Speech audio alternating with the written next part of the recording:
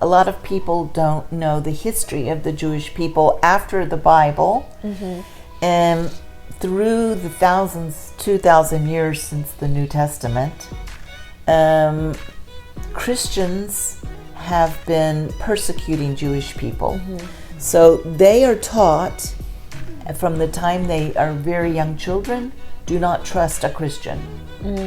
So the people that say Jesus is Lord, they are enemies of the Jewish people. How can we reach them? How can we, share our faith or minister them?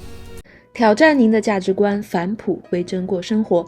欢迎收看《10万个为什么》，我是你的好朋友路德。在节目一开始，提醒大家订阅我的频道，并打开小铃铛，千万不要错过每周五的精彩节目哦。One time when my sister and I were in our teens, my mother whispered something to us that we didn't understand.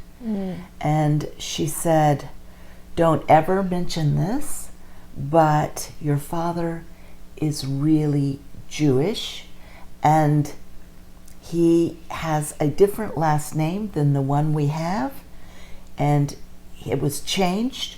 And she said the name, it was a very Russian Jewish name, so we didn't know what name that was. And she said, "Don't ever mention it again and never tell anyone." My grandmother died at 95, and I was in charge of cleaning up her things, and I found the documents. Wow. That her husband, my grandfather, had been Jewish. So my daughter, my mom, and I, when I was in my 40s, we went to Israel, and we lived for a year while I became a citizen and made Aliyah. Wow. Yeah. So your grandmother never told you? No, she would never have mentioned it, ever. Wow. Because of the persecution against Jewish people. In America? In America, in the 40s and 50s, when she was married to my Jewish grandfather, they changed their last name. They didn't totally deny that they were Jewish, but because they had a lot of Jewish friends, but they were mainly Christians, and there was just a hiddenness about it because of the persecution. Yeah. So do they come from German? No, Germany? Russian Jewish. Okay. In the 40s? Well, my grandfather So actually was born in Russia. My grandfather was born in Russia to a Jewish family.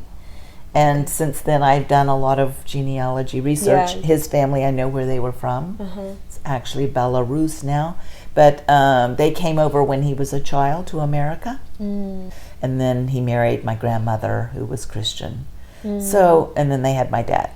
And so, anyway, when my dad was about 20, they changed their last name from being a Jewish, and that was in the 40s when they changed the name. So you lived in Israel for 10 years?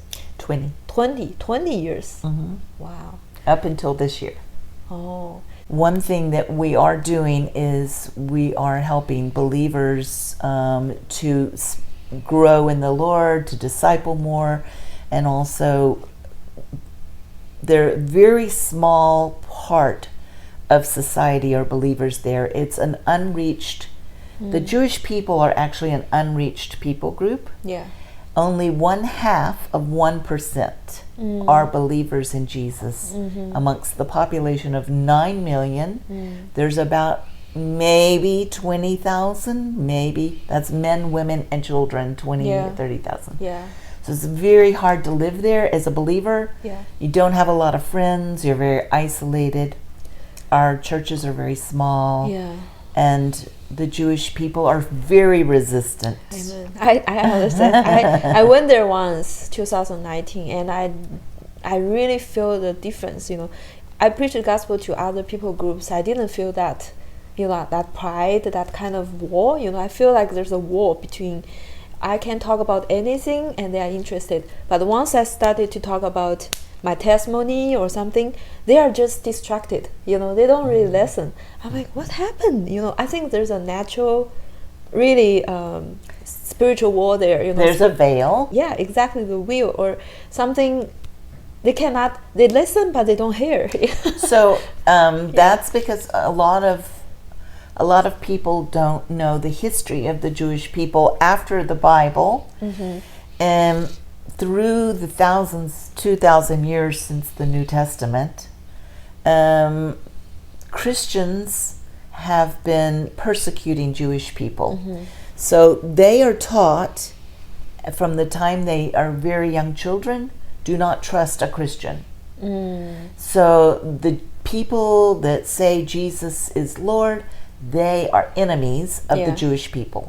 So most people don't know that. But the Catholics in Spain, they forced the Jewish people to deny their Jewishness and forced them to become Catholics.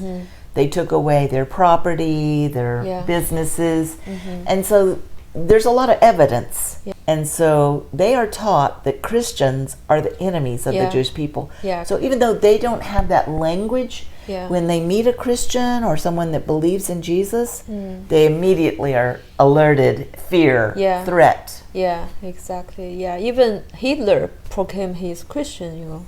So I definitely think that's the enemy's work, you know, from thousands of years. It's just a lot of lies, a lot of destruction from the enemy, you know, against the Jewish. That's why, even though they were the first Christian in the world, right? The Jewish, the early churches, all those things, but the enemy just destroyed all those work. But how can we reach them? How can we, you know, share our faith or minister them?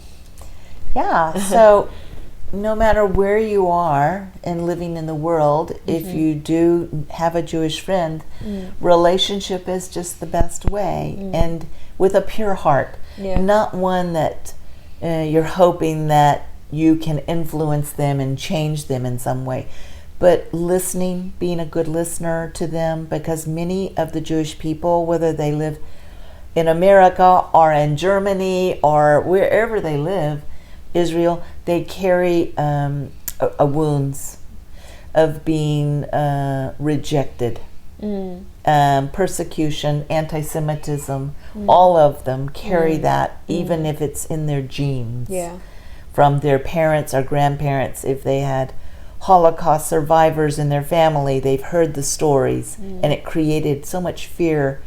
And so being a good listener, and genuinely showing kindness, not overdoing it, but just kindness, and building relationship.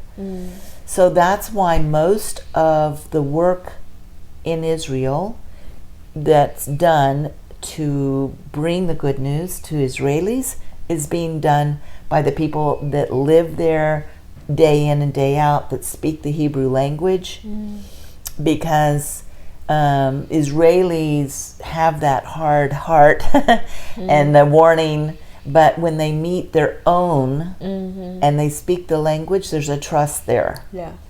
But for foreigners, it's not so easy. And they don't trust Christians that have come there, either as missionaries or tourists. Now they will befriend you, and they love the friendship, but they're not interested in the faith of the Christians. So which means we, if we really have a heart for Israel, we need to learn Hebrew. We need to really integrate in their culture. That's one way, but it's very hard language to learn. I know. I tried a little bit. It's actually it takes a very long time, maybe 10 years of intensive study to be able to speak well enough for an Israeli to understand your Hebrew. So they don't have much patience with new speakers there. So I would say the way for Christian support is to support the believers that are in the land, living there, with their ministries, their churches, or even some of them that are even living there as a family in the marketplace, because the income level of a believer is very pushed down. They're persecuted. They don't get the good jobs. So they're very poor, and it would be a blessing to support a local person, a local believer, or a local business in Israel. That's one way that you can really help them, because both mother and father have to work, sometimes 2 jobs each. And so if somebody were to support them financially a little bit, then they would become, more free to share with their neighbors and host, have the money to have a Shabbat meal. Yeah, exactly. So that's what my vision is. And one reason why I've come back to America is to let believers, Christians in America and around the world know, support the local believers in Israel. You will never learn the language like they do. You will never be in that position of trust that they have with the local Jewish people. But if you start supporting them, and it can be not just with money, prayer. Find one on the internet and start praying for them, maybe building a little email relationship. But the believers in Israel are very isolated and very difficult for them to raise their families, to support their businesses. And there are literally hundreds of businesses and ministries there that are run by the local believers that people can support in prayer, financial, sponsoring a family for a vacation. There's just so many different ways, inviting them to your city to speak or to just have a fun time. Wow. Yeah, that's something probably we are not very familiar with. So you mentioned they don't have a very high income. So what does it mean? It means when they find a job, the employer will check their faith background? Yes, they can do that. Also, it just eventually comes out. So if you're working with somebody one-on-one, eventually sometimes you might say, I want to pray, or, they might ask you a question, and you might make a comment like, the believers in the land are not necessarily hiding their faith. So usually they end up sharing their faith at work, or in the army, or at school. So they're kind of eventually identified as believers. They're very odd, but they're very identified, and that means persecution. They may not get the job that the non-believer gets. The child in the school may be left alone, and that doesn't get the invitations because all the families know that child is a Jewish believer child. We don't want him at our house. Wow. So there's a lot of persecution against the believers, and their businesses are sometimes shut, or they go and they stand in front of their businesses, blocking all customers from coming in. Wow. Yeah. So there's a lot of persecution against believer businesses, believers in the marketplace or government, and believers in schools.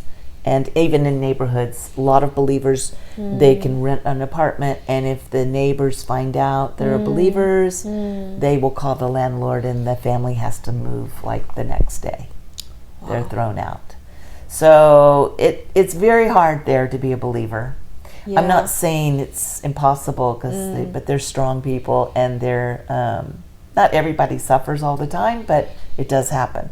The other thing to know is that to live in Israel, Tel Aviv is something like the third most expensive city in the world. And the pay in Israel is one third or one half.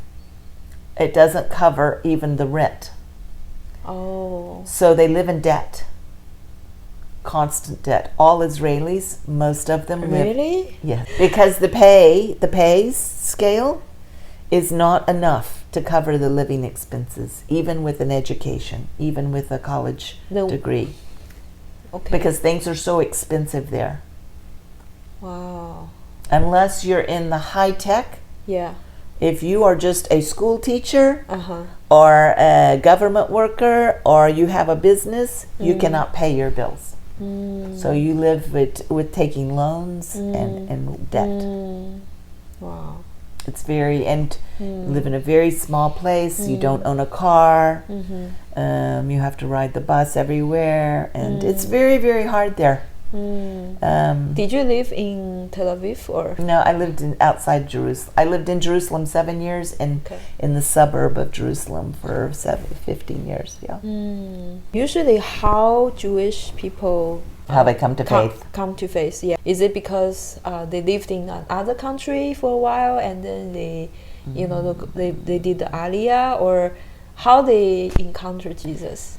So about half of Israelis were born in Israel and never lived anywhere else. And about half of Israelis in Israel, they came from other nations. So if you remember... Half? Yes. Wow, that's so a lot. you remember you remember after Jesus, yeah, it says in the Word, in the Old Testament, that God was going to scatter the people. That was after they rejected Jesus, they were scattered to Babylon and to all the nations.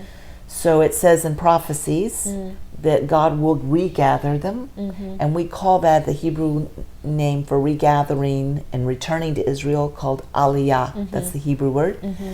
And it says that the Jews in the end of days will regather into Israel. So in 1940s, they started coming back in large numbers. They formed the nation of Israel, 1948, and they started returning from all the nations. So over 100 nations, Jews came from over 100 nations.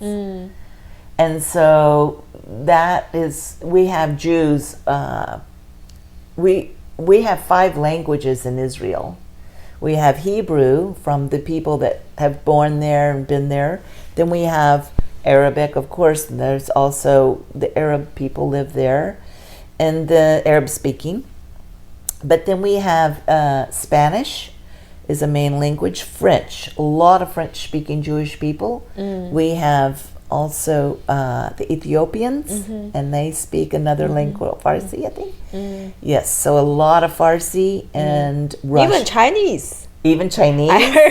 I know the first person who made Aliyah from China. I know her. She lives in Israel right now. Wonderful. Yeah, she's the first one from China. So. Our third most used language is Russian. So over 2 million people out of the 9 million are Russian speakers.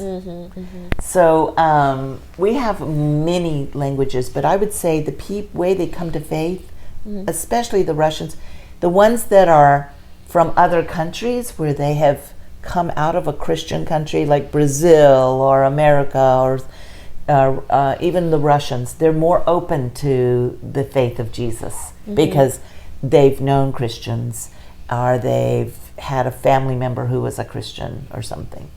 So for them, they kind of get it, you know. They're going to make their decision one way or another, but sometimes the ones that we're really trying to reach are the ones that are born there and been there their whole lives, usually from the Arab nations around. So they are called Sephardic Jews. They are usually in a darker skin because they were actually from the Africa, the Arab nations around, Iraq, Persia. That's the hardest ones because they have never really been exposed. They lived in Islamic countries. Their forefathers did. We don't. So they are very difficult and not very open. I know a handful of people from that background who are believers. And they became believers supernaturally, usually through dreams, a lot of dreams, and supernatural experience, a vision of Jesus or something like that. I have a friend who is one of those, and she is an evangelist by her life, and she is from that background. And she's been preaching the gospel every day and hosting in her home for over 25 years. And she only has a few believers that have come to faith. Yeah. Even though hundreds of every week she meets with. So it's very... Now, we don't know also how many actually do have a secret faith. There are some that do have secret faith. One of my friends, when they preach the gospel and so at the beginning, so he heard God told him, Holy Spirit said, you preach the gospel to that man, and he said, no, he's Orthodox, you know, it's you know, that's impossible. But the Holy Spirit said, it's okay, no worries, just talk to him and preach the gospel. So he said, okay, all right, and so he obeyed God and say, you know, Jesus, blah blah, and then that guy just whisper him, I am a Messianic Jew. So he's like, oh wow, actually there are some people who, you know, they hide their faith, but they really, you know, follow Jesus. So I believe there's a revival, right, in Israel. We see a lot of hunger in the teenagers and in the young adults who have to serve in the army. So all Israelis have to serve, boys and girls have to serve in the army starting 18. And they're put in these life and death situations with terrorism and things like that. And that really drives them to ask about the meaning of life. And then they're a lot more open during that season of their life. After the army, usually 22, 23. But then they get caught up in the, you know, cares of life. They get also very immoral temptations. And then they become such sinners, you know, that they probably think they're too far into sin, addictions and things like this. And a lot of mental illness, a lot of trauma. So that also prevents them from being able to really be courageous with their faith and make that surrender and that step and humble themselves. So it's a huge struggle. We don't see that many coming to faith. There are some, enough to keep everyone busy, but we do need prayer for the believers. I would say my heart and my message basically is pray for the local believers in Israel, that they would have what they need in resources and time, pray for their health and protection, that they not suffer so much persecution, and that they grow strong in the Lord. And an anointing would be nice if they, you know, to operate and know, so they don't have to work so hard. So that they're able to reach their people with, you know, the messages that the Lord gives them. That's the number one prayer need in Israel, is for the local believers. Especially for the young people, young generation. Prayer is huge, and the believers in Israel are kind of at the forefront. You know, they're at the front lines. So they do pray a lot, but they appreciate prayer and really value the praying church, especially in China, and the praying church all over the world, because they can't do it alone, and they know that you need the intercessors and you need the missions, the people out on the front. So. I learned a lot today from you about Israel and life there. If the audience, you know, they have a heart for Israel, or, you know, they want to be part of this ministry, part of what you are doing, is there any resource? Yes, I mean, there's many ministries on the web. The one that I am with is called Tikkun, and I'll spell that. It actually means restoration. But it's TIKKUN.org.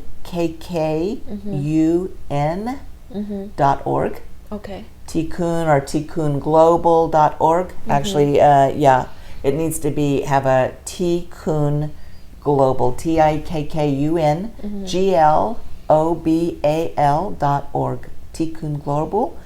Or another one is Revive Israel. And there's many others that I love and support. There's another one called Fields of Wheat .org, and so many. There's a directory of all the ministries in Israel at a website called kehilah.org. That's KEHALIA.org, kehilah.org.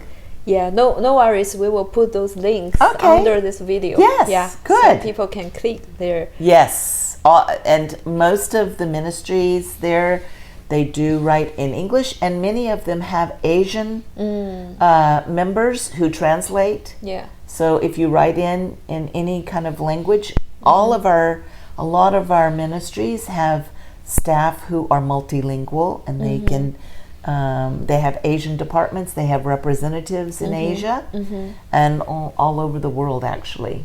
So you can write in any language, and there will be translation back to your language on how to connect. Sounds good. Thank you so much. Thanks, Ruth. Yeah, it was a great pleasure to have you and hear your stories. That's really incredible. Glory to God. Yeah. I just listen to you. I feel every single suffering bring glory. You know, like Paul said, you know, our burden, our suffering is light and short, but the glory is heavy and everlasting.